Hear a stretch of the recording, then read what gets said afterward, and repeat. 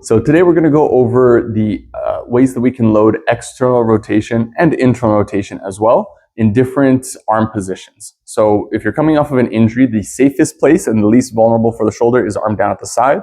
From there, we go into arm out to the side and then also arm overhead, which is a progression that's often missed.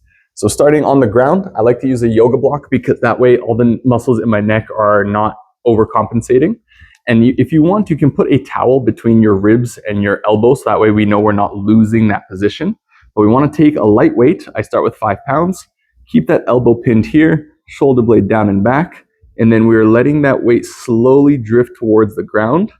But I'm making sure that my upper arm, my humerus, is not traveling with it. We're trying to get as much rotation as possible without that arm moving. And what a bad rep would look like is if I'm coming down and I let that elbow come forward, trying to get more range, but I'm actually missing out on what the exercise is supposed to be doing by just trying to feel like I'm moving more. So what we don't want is that coming there. Instead, elbow down and back and rotating through there. And then to progress this to the next level, what we want to do is actually press it out from our body. Now, I actually like to look at the weight when I'm at this point.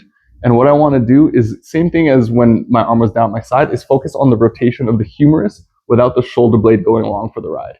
So I'm going internal rotation and then external rotation. In, going out.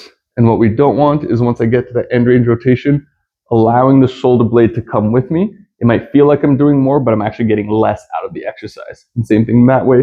We might see that rib flare and that overcompensation. So keep that core engaged, keep that shoulder blade stable, and then just rotate as much as you can through the upper arm. And we'll also show you what that looks like from the other side.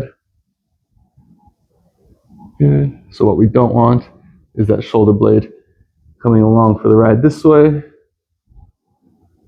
We're going that way. Instead, we get that engagement, shoulder blades locked in.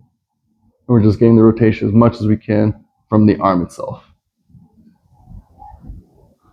So that's arm out to the side. And then to get the arm overhead, same thing, using the yoga block for head position.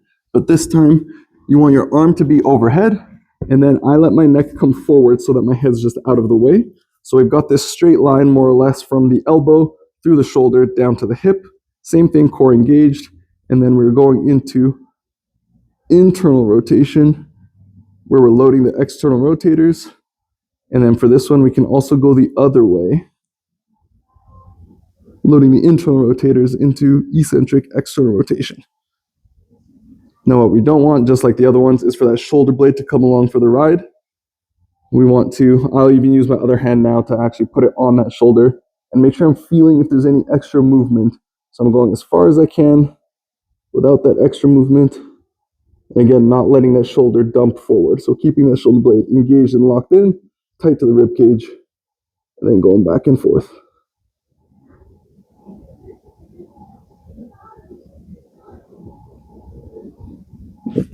So that's 3 different ways that you can load the external rotators and help strengthen the rotator cuff.